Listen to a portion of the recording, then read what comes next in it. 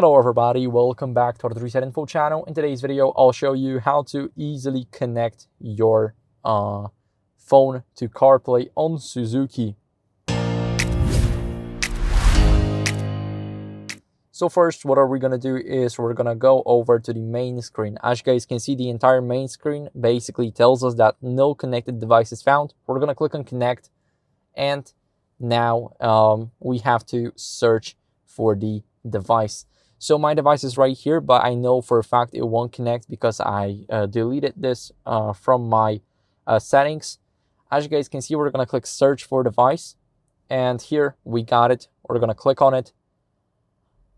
As you guys can see, is the code displayed on the device, and yes it is. So we're going to click pair here. Also, you can allow contacts and favorite sync if it's your car. I'm not going to allow it. Now it's pairing request. We're going to click yes right here. And now it is connecting to the device. Here I have connect to CarPlay. We're going to click on connect. And as you guys can see, Apple CarPlay is available for use. Would you like to use Apple CarPlay? We're going to click yes. And now it is connecting the device. So make sure that you have Bluetooth and Wi-Fi enabled because the CarPlay works on the wireless Bluetooth. As you guys can see, we got the CarPlay. We also get the what's new in CarPlay. We're going to click continue. And as you guys can see, now we got the CarPlay.